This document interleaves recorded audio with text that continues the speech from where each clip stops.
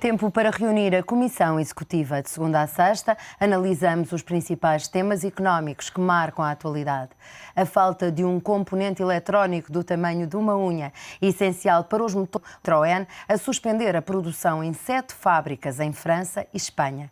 Este é apenas um dos exemplos das consequências da catástrofe no Japão, em todo o mundo. Em termos económicos, a indústria automóvel é uma das grandes afetadas. Uma tragédia que marcou um trimestre onde as vendas, pelo menos em Portugal, não foram animadoras. É este o tema da Comissão Executiva de hoje. Para a conversa, contamos com o nosso comentador habitual das segundas-feiras, Miguel Varela, professor do Instituto Superior de Gestão, e com Hélder Pedro, secretário-geral da ACAP, a Associação Automóvel de Portugal.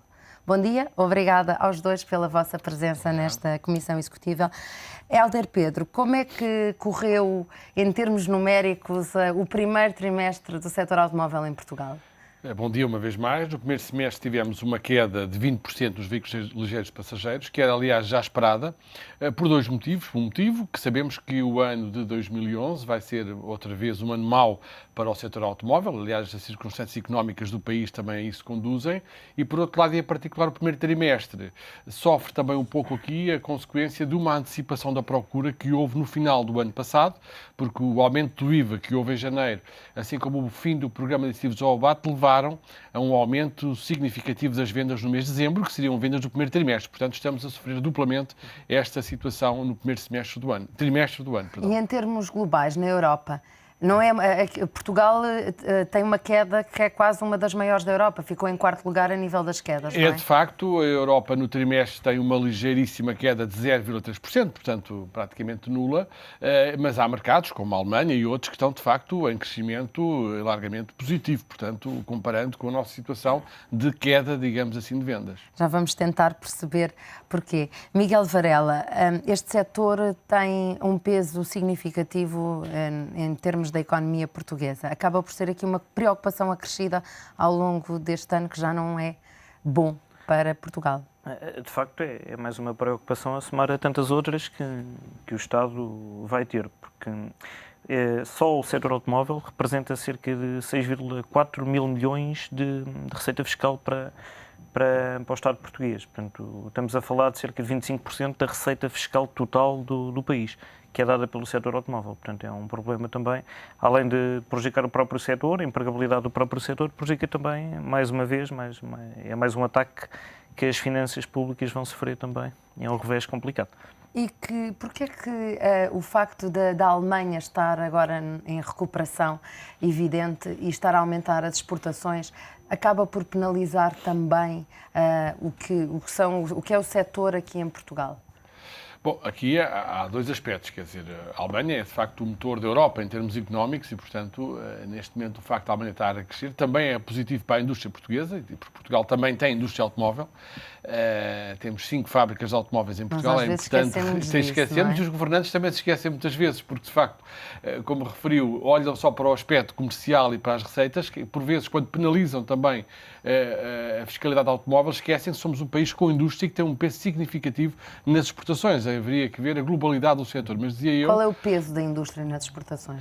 A indústria portuguesa automóvel, considerando também os componentes em termos de subgrupos e segundo o INE, está como o primeiro exportador, ou seja, em termos de subgrupos de atividades de exportação, o setor automóvel, fabrico de automóveis, montagem e fabrico de componentes, é de facto neste momento um setor considerado o primeiro em termos de subgrupos de exportação. E isto é muito importante, e é importante também para isso que a Alemanha esteja em boa condição a economia alemã, porque é de facto um dos nossos principais destinos dessa exportação, sem dúvida. Mas no aspecto que referiu na pergunta em concreto, estando a crescer o mercado alemão, há também uma tendência dos construtores de automóveis direcionarem, digamos assim, a sua produção preferencialmente para o mercado alemão, que é um mercado de facto maior e às vezes há atrasos, mesmo havendo pedidos de entrega de veículos noutros mercados mais pequenos. Neste momento, acabam os governantes também por se esquecer daquilo que pode ser o contributo de um setor tão importante como acabámos de ver, e se calhar poderia haver aqui algumas medidas de estímulo? Eu penso que sim. Quer dizer, a questão da fiscalidade é de facto muito importante. Continua a ser um tema sebejamente debatido, não é? Sebejamente debatido, mas de facto, em termos de exportação, é uma das soluções para o crescimento da economia portuguesa. E como disse muito bem, realmente o setor automóvel representa cerca de 11% das exportações nacionais em Portugal. Portanto, é o principal exportador em termos de setor de atividade. E nesse sentido, até gostava de realçar, portanto, este trimestre, de facto, houve uma quebra grande, como já foi aqui dito, nas vendas, mas houve um aumento da produção. E é curioso que dessa produção 96% é para exportação. Portanto, se nós queremos incentivar as exportações como veículo de crescimento da economia portuguesa, de facto os governantes esquecem-se de agir nesse sentido. Não é? Portanto, e como já foi aqui referido também, desde o início deste ano, o aumento do IVA, o fim do incentivo ao VAT. O aumento do IVA que acaba por ser um imposto já em cima do imposto. No caso é duplamente penalizador. Exatamente. O que faz com que o preço de automóveis em Portugal também seja 20% ou 30% mais caro do que na média dos outros países da Europa. Mas, por exemplo, pegando na indústria e na parte dos fabricantes, e até a indústria de moldes é uma indústria que acaba por ter também uma forte componente automóvel, porque é que não há uma... A indústria de moldes acaba por ser um exemplo em termos de exportação, não é? Mas em termos globais, porque é que não há um maior consenso a nível da indústria? Ou seja, para a produção, o que é que se podia fazer para que, de facto, nós tivéssemos mais peso e conseguíssemos...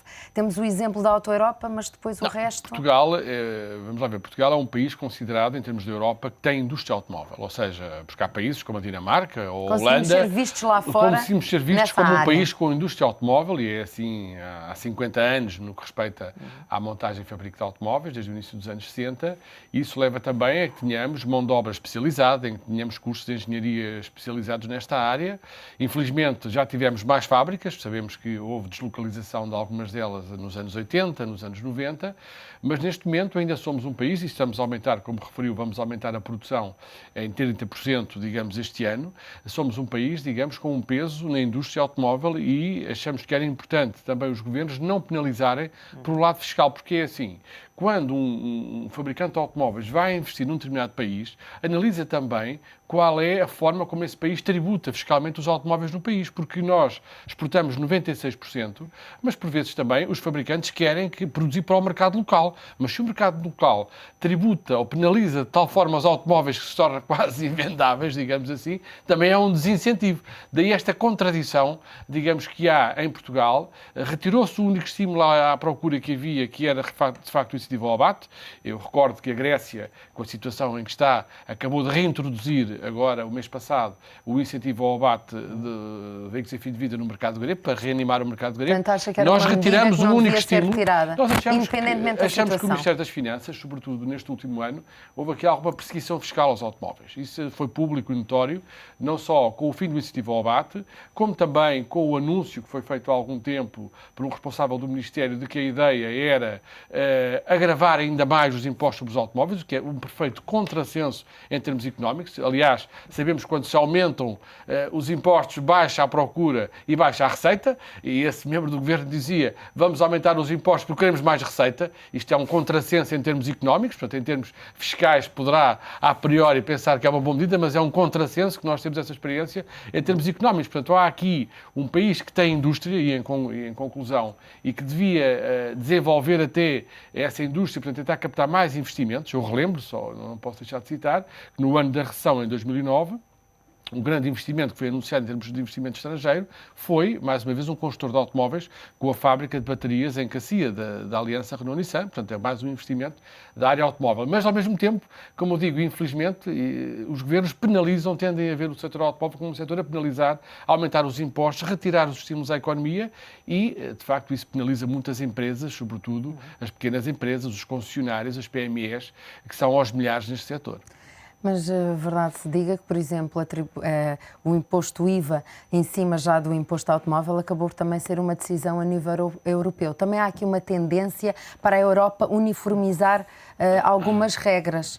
Será que isso depois devia ser visto setor a setor? Como é que acabam por se movimentar todas estas peças no tabuleiro de xadrez? É complicado. Eu acho que ainda estamos muito longe de uma uniformização fiscal a nível europeu, mas mesmo muito longe. Mas a tendência é essa, não é? Ou eu espero que sim, mas isso é bom eu acho que isso é bom para Portugal, pelo menos para os consumidores portugueses. Não será se calhar tão bom para o Estado, mas será bom para os consumidores portugueses, porque necessariamente a tributação, se olharmos para o nível médio da Europa, é muito inferior àquela que se pratica em Portugal. Especialmente nos impostos indiretos. Por exemplo, um país que seja uma referência para o setor automóvel a nível de tributação. em termos europeus? Olha, nós estamos, em termos geopolíticos, Portugal, os países que estão mais próximos de nós tributam muito menos automóveis. Eu costumo dizer, quer dizer, que o consumidor automóvel português é fortemente penalizado face ao consumidor de automóveis em Espanha, que é o país mais próximo, único em termos de fronteiras, porque tributa de uma forma muito menos gravosa aos automóveis. E o mesmo se passa com a França, a Bélgica ou a Alemanha, portanto, para citar aqui já estes 4 países. Portanto, nós temos um nível de tributação que é, de facto, dos mais elevados, só superado pela Dinamarca, digamos, em termos da União Europeia. Agora, assim, a única solução é realmente, como referiu, se houvesse uma harmonização fiscal, quando se fala tanto em harmonizações, uma harmonização fiscal que não há, porque os Estados são soberanos na tributação sobre os automóveis, se houvesse essa harmonização, que a ACAP defende há muitos anos, certamente seria uma vantagem para o consumidor português, não tanto, talvez, para o Governo Central, mas para o consumidor. Eu lembro que há 3 anos houve uma proposta diretiva, portanto, estivemos muito perto dessa harmonização, mas como é necessária unanimidade, há países que são um pouco contrários às unanimidades, e essa proposta não foi em frente, e, portanto, demos um passo atrás, e eu penso que neste momento estamos longe de haver essa harmonização em termos dos impostos sobre os automóveis. Não é?